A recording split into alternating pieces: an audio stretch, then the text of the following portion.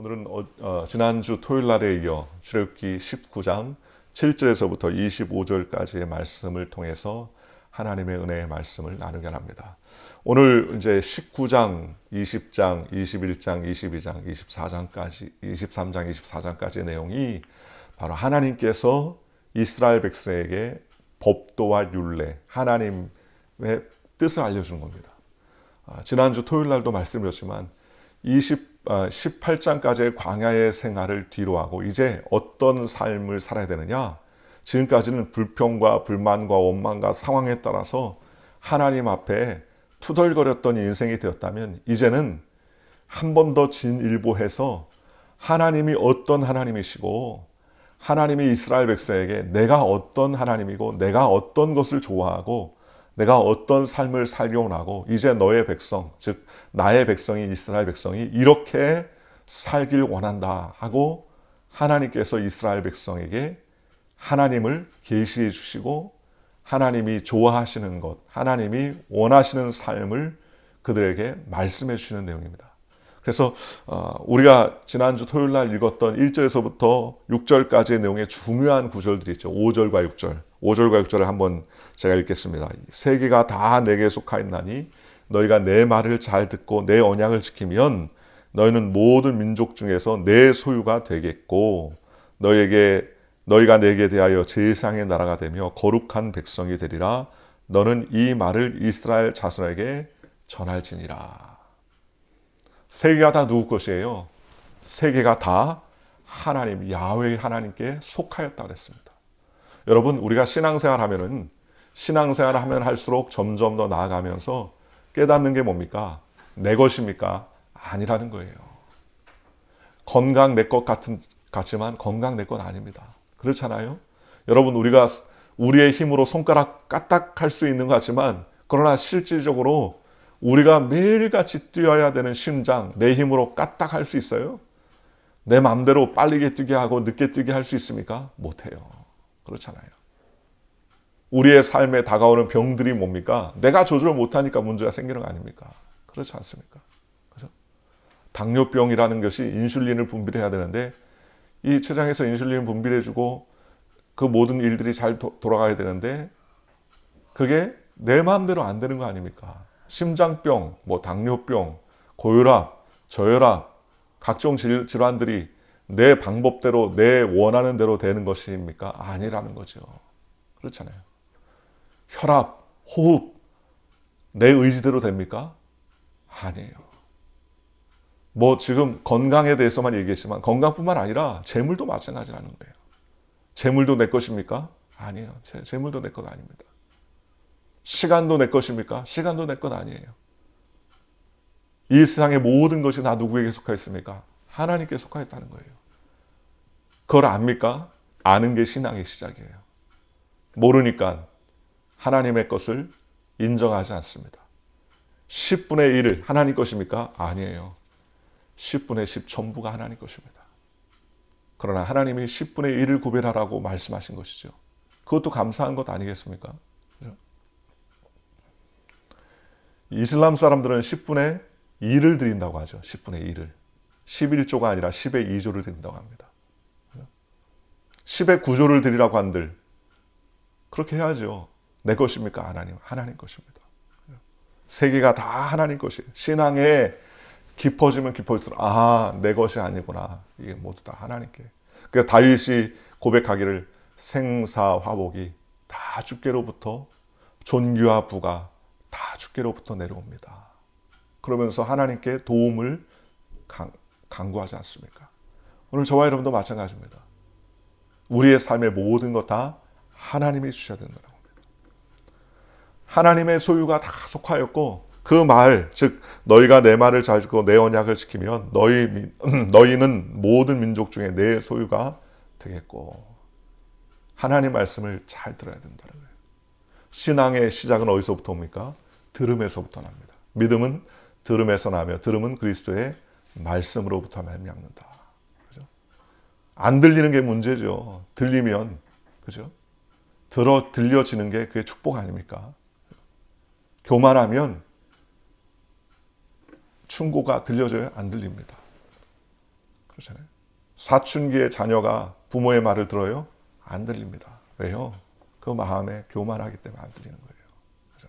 내 마음대로 안 되는 거예요. 신앙의 시작은 어떻게 합니까? 쉐마 이스라엘, 들어라 이스라엘. 들려지는 말씀 속에 있다는 사실을 기억하시기를 주님의 이름으로 축원합니다. 그죠? 가룟 유다가 3년 반 동안 예수님을 추종했는데 그 말씀이 귀에 들려지지 않는 거예요.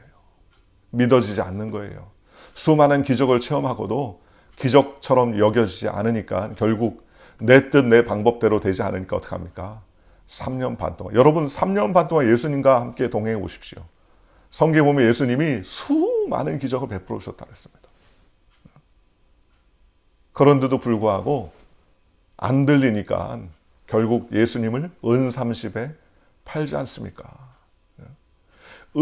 깊은 은혜의 자리 그 현장에 있었음에도 불구하고 들려지지 않으니까 선택되어지지 않으니까 들려지지 않으니까 결국 버림받지 않습니까? 오늘 저와 여러분이 들려지기를 주님의 이름으로 축원합니다. 그렇잖아요. 얼마 전에 그 어린아이가 요즘에 그런 기술들이 참 발달했는데 갓난아기가 태어났는데 귀에 이상이 있어서 못 들리는 겁니다.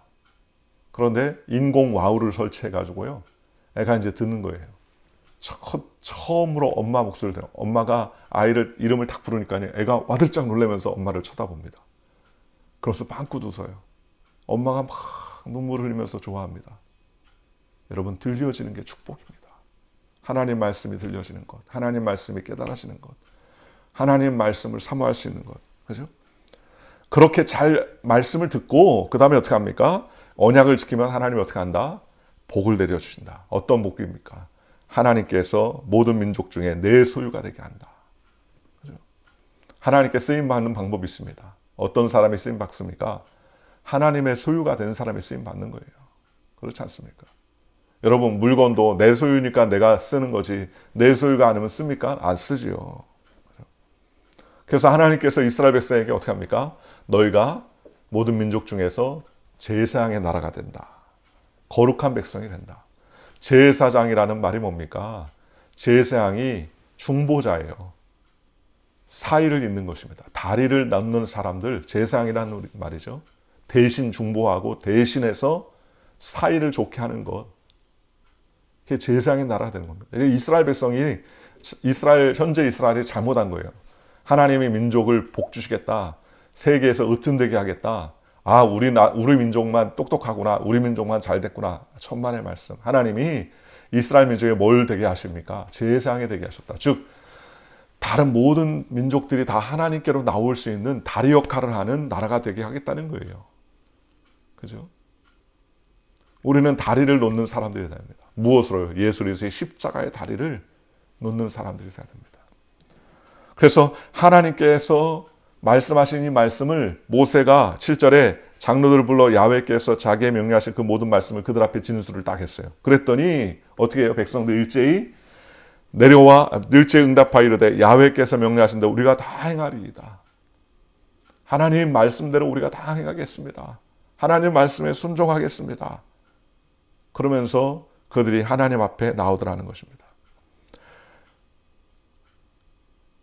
9절에 야훼께서 모세에게 이르시되 내가 빽빽한 구름 가운데에서 내게 임함은 내가 너희와 말을 하는 것이 백성에게 듣게 하며 또 너를 영영히 믿게 하려 함이라.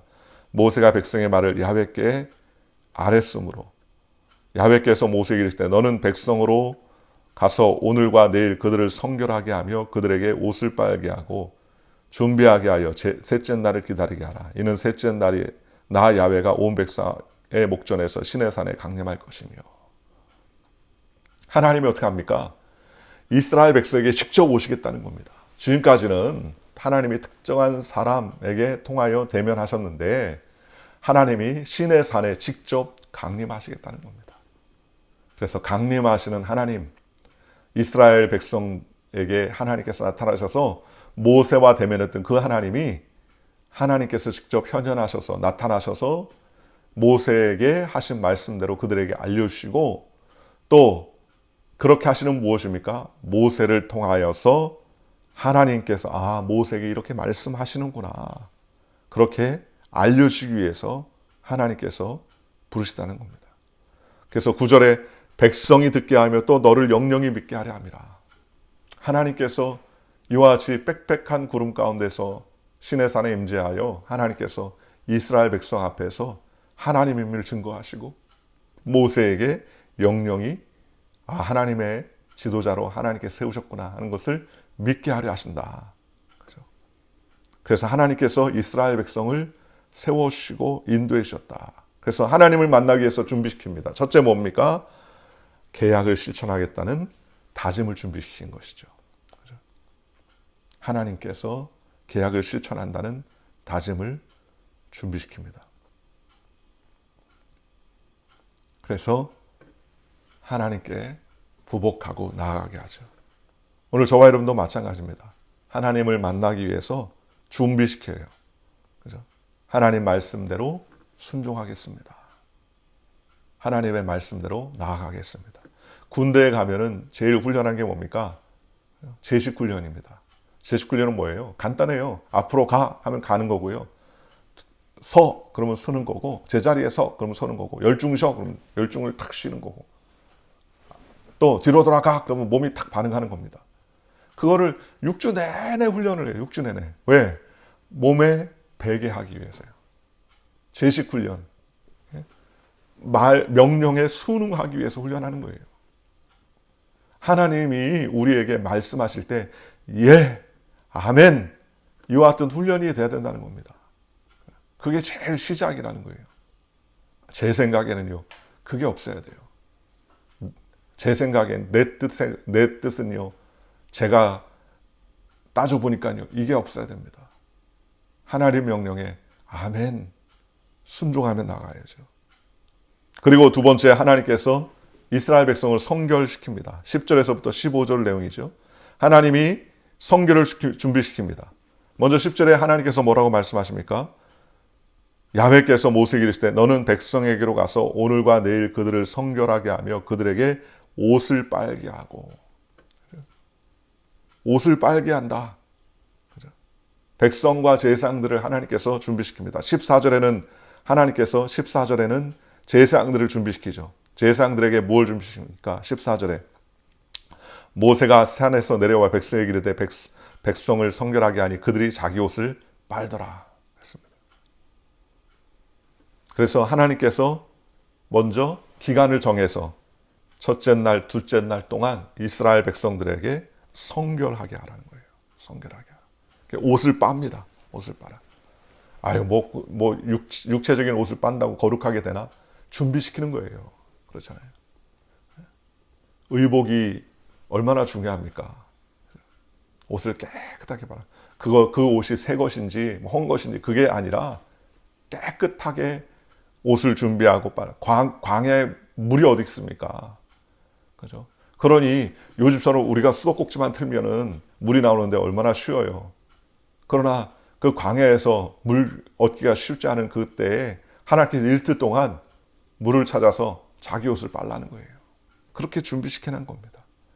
하나님을 만날 준비를 하라는 거예요. 백성을 성결하게 하는 것입니다. 의식상 정결하게 하라는 것입니다. 제가 캐나다에 있을 때 어떤 분이, 그 집사님 한 분이 차를 꼭 토요일날 세차를 하시더라고요. 주일날 거룩한 주일날 예배 간다고 세차를 토요일날마다 꼭 세차를 해요. 그리고 제일 좋은 옷 선물 받았거나 샀던 의복 중에 첫 번째는 주일날 착복식을 하는 거예요. 거룩한 생각이죠. 하나님께. 아무거나 입고 나가는 게 아니라 하나님 앞에 깨끗하게 준비를 하더라는 겁니다. 하나님을 만난 준비를 하죠. 의식적으로 준비를 하는 겁니다. 정결하라는 것입니다. 또 15절에 뭐라 합니까? 여인을 가까이 하지 말라. 성적으로 정결하게 하라. 그리고 하나님께서 셋째, 뿔 나팔 소리 안 날 때까지 하나님을 맞을 준비를 하라 그랬습니다. 그리고 네 번째는요, 하나님을 만날 장소 시내산 주변을 어떻게 하라? 침범하지 말아라. 침범하지 말아라. 하나님이 죄악된 인간이 하나님을 만날 수 있는 방법은 죄가 있어서는 만날 수 없습니다. 그죠? 죄인이 어떻게 하나님 만날 수 있습니까? 죄가 있어서는 하나님을 가까이 할 수 없다는 거예요. 그죠? 내적 성결과 외적 성결까지 뭐하라? 유지하라. 그래서 이틀 동안 몸을 씻고 옷을 빠는 최대의 정결을 유지하게 하는 겁니다. 그죠? 정결하지 아니하고는 주님을 만날 수 있습니까? 만날 수 없어요. 깨끗하지 아니하면 어떻게 하나님을 만날 수 있습니까? 그죠? 우리가 하나님께 나아가면 성결해야 되고 거룩해야 됩니다. 오늘날 저와 여러분이 무엇으로 성결할 수 있습니까? 성결할 수 있는 방법은 무엇입니까? 의식적으로, 도덕적으로, 종교적으로 우리가 하나님을 만날 수 있을 만큼 거룩해질 수가 우리에게 능력이 있나요? 아니에요. 우리는 능력 없습니다. 어떻게 우리가 깨끗해질 수 있습니까? 도덕적으로 완벽하고 순수하고 깨끗한 그러한 위치에 오를 수 있어요? 없습니다. 그래서 성경은 뭐랍니까? 만물보다 거짓되고 심히 부패한 것은 사람의 마음이다. 예레미야 17장 9절 말씀하지 않습니까? 또 로마 3장 10절에는 의인은 없나니 하나도 없으며 그랬습니다. 그러므로 우리가 주님을 단독적으로 만날 수 있는 능력은 없어요. 이제는 우리가 어떻게 거룩해져야 됩니까? 예수 그리스도의 보혈의 피로만이 가능합니다. 요한일서 1장 7절에 그 아들 예수의 피가 우리를 모든 죄에서 깨끗게 하실 것이요. 보십시오. 그 아들 예수님의 피가 우리를 모든 죄에서 깨끗게 하신다. 베드로전서 1장 18절 19절 너희가 알거니와 너희 조상의 유전한 망령된 행실에서 구속된 것은 은이나 금같이 없어질 것으로 한 것이 아니요 오직 흠없고 점없는 어린 양 같은 그리스도의 보배로운 피로 한 것이니라. 우리가 어떻게 깨끗해집니까? 그리스도의 보배로운 피로 깨끗해졌다는 거예요. 마치 이스라엘 백성이 어린 양을 문설주와 임방에 발라서 그 바른 집들마다 다 하나님께서 넘어가셔서 죽음을 당하지 않도록 하나님께서 붙잡아 주신 것처럼 어린 양의 피, 그리스도의 보혈의 피가 우리를 깨끗게 하더라는 것입니다. 히브리서 9장 13, 14절입니다. 염소와 황소의 피와 및 암송아지의 죄로 부정한 자에게 뿌려 그 육체를 정결하게 하여 거룩하게 하거든 하물며 영원하신 성령으로 말미암아 흠없는 자기를 하나님께 드린 그리스도의 피가 어찌 너희 양심으로 죽은 행실에서 깨끗하게 하고 살아계신 하나님을 섬기게 못하겠느냐. 무엇이 깨끗하게 한다요? 거룩한 피, 예수님의 보혈의 피가 우리를 깨끗게 한다는 겁니다. 그러니 우리가 성결할 수 있는 방법은요, 예수님의 보혈을 의지해야 된다는 것이죠. 그러니 우리는 연약하고 우리는 부족하고 우리는 더러워도 예수 그리스도의 보혈의 피를 우리가 받아야 됩니다. 그것을 발라야 됩니다. 그것이 우리를 깨끗하게 합니다. 그죠? 옛날에 제사장들은 거룩하게 하면 어떡합니까? 제사장들을 거룩하게 하려면 우슬초에다가 소의 피나 양의 피를 적셔가지고 그 옷에 뿌립니다. 제사장의 에봇이 처음에는 깨끗하게 흰색이에요. 그런데 무엇을 뿌려야 돼요? 정결하게 하기 위해서는. 그 양의 피를 갖다가 우슬초에 적셔서 뿌려야 돼요. 옷에 뿌려야 됩니다. 그러면 정결하게 됩니다. 정결하게 돼요. 피가 뿌리면 하얀 옷에 빨간 핏자국들이 얼마나 선명해집니까? 그게 깨끗해지는 거예요? 더러워지는 건 아닙니까? 아니에요. 거룩한 피가 우리를 깨끗게 한다는 겁니다. 누굴 상징합니까? 예수 그리스도의 보혈을 상징하더라는 것입니다. 그 다음에 하나님이 이렇게 준비시키는 어떻게 합니까? 만나주시더라는 것입니다. 17절을 보십시오. 17절에 모세가 하나님을 맞으려고 백성을 거느리고 지나오매 그들이 산기슭에 서 있는데 그랬습니다. 16절에 셋째 날 아침에 우레와 번개와 빽빽한 구름이 산 위에 있고 나팔 소리가 매우 크게 들리니 진중의 모든 백성이 다 떨더라 그랬습니다. 하나님께서 임하시니까 하나님의 역사가 나타나게 됩니다. 초자연적 현상 7가지가 나타나죠. 첫째, 천둥이 치고요. 두 번째, 번개가 치고, 세 번째, 빽빽한 구름이 깔리고, 네 번째, 나팔 소리가 크게 울렸습니다. 그러자 백성이 어떻게 합니까? 두려워합니다. 무서워했습니다. 하나님에 대해서 경외함을 갖고요. 다섯 번째는 시내산에 자국한 연기가 휩싸입니다. 여섯째는 옹기가마처럼 치솟는 연기가 불이 뿜어져 나왔습니다. 일곱째는 온 산 전체가 흔들리기 시작했다고 했습니다. 하나님은 자연 계시로 하나님께서 인간에게 하나님을 나타내셨습니다. 그죠? 로마서 1장 20절에 창세로부터 그의 보이지 아니하는 영원하신 능력과 신성이 그 만드신 만물에 분명히 보여 알게 되느니 그러므로 저희가 핑계치 못할지니라 그랬습니다. 하나님의 자연 만물들을 잘 보면 누구를 알 수 있다는 거예요. 살아계신 하나님, 역사하신 하나님, 우리를 주관하신 하나님을 알 수 있다는 겁니다. 그걸 뭐라고 그러냐? 자연 계시라고 해요. 자연 속에 하나님이 자신을 계시하셨다, 드러내셨다는 거예요. 그런데 그 하나님 만나기를 싫어하니까, 그들이 하나님을 좋아하지 않으니까 그 상실한 마음대로 내려버렸습니다. 로마서 1장 20절에 뭐라 합니까? 저희가 마음에 하나님 두기를 싫어하며 하나님이 저희를 그의 상실한 마음대로 내어버려두사 합당치 못한 일을 하게 하셨으니 곧 불의, 추악, 탐욕, 악의가 가득한 자요, 수군수론한 자요, 교만한 자요, 무정한 자요, 무자비한 자요, 부모를 거역하는 자요, 저희가 자기들만 행할 바나 그런 일을 행하는 자를 옳다 하느니라. 하나님이 자연 만물을 통해서 하나님을 알 수 있게 해야 되다. 자연을 잘 연구하면 무엇을 알 수 있다는 거예요. 아, 하나님이 이렇게 위대하시구나 하고 하나님을 알 수 있다는 거예요. 그게 자연 계시입니다. 그 다음에요, 특별 계시. 특별 계시는 뭡니까? 말 그대로 자연적인 것이 아니라 초자연적으로 하나님께서 역사하시더라는 겁니다. 환상이나 꿈을 통해서, 이적을 통해서, 지진이나 꿈이나 여러 가지 표적을 통해서 하나님 만나주시죠. 하나님이 아비멜렉에게 아브라함의 아내를 취하지 말라, 하나님께서 꿈에서 하나님께서 아비멜렉에게 말씀하지 않습니까? 그죠? 하나님께서 이렇게 특별히 사도 바울을 다메섹 도상에서 그는 환상 가운데 만나주셔서 바울아 바울아 내가 왜 나를 괴롭히느냐, 하나님께서 예수님께 나타나셔서 만나주셨지 않습니까? 그러니 우리가 하나님을 붙잡고 살아야 돼요. 주님의 임재하심으로 말미암아 승리할 수 있게 되더라고요. 그 다음에 어떻게 합니까? 말씀으로 하나님께서 임재해 주셨습니다. 초자연 현상 가운데 19절에 뭐 합니까? 나팔 소리가 점점 커질 때에 모세가 말한 즉 하나님이 음성으로 대답하시더라. 하나님이 음성으로 들려주시더라는 겁니다. 프랑스의 작가 볼테르가 하나님을 부정했습니다. 하나님은 안 계시다. 그러면서 그가 무슨 얘기를 했냐면 100년만 지나봐라. 하나님을 믿는 미신이나 이런 쓸데없는 일들은 지구상에 한 사람도 없을 것이다. 그러면서 그는 하나님을 저주했습니다. 그리고 불신앙에 빠진 시민들이요, 우리와 같은 박수소리를 보냈습니다. 볼테르의 연설에 신인한 그는 파리 대로에서 하나님을 향해 욕을 퍼붓습니다. 만약에 하나님이 계시다면 이렇게 욕지거리를 퍼붓는 나를 이 자리에서 쓰러뜨려 보세요. 그러면서 소리를 지릅니다. 그런데 그에게 죽음이 다가왔어요. 회진한 의사에게 그가 부탁했다고 합니다. 내 생명을 6개월만 연장시켜주면 내가 가진 전 재산을 드리겠습니다. 그랬더니 의사가 난감한 표정을 지으면서 대답하더래요. 볼테르에게 선생님의 생명은 6개월이 고사하고 이제 6시간도 제가 연장시킬 수가 없습니다. 내 능력에 속한 일이 아닙니다.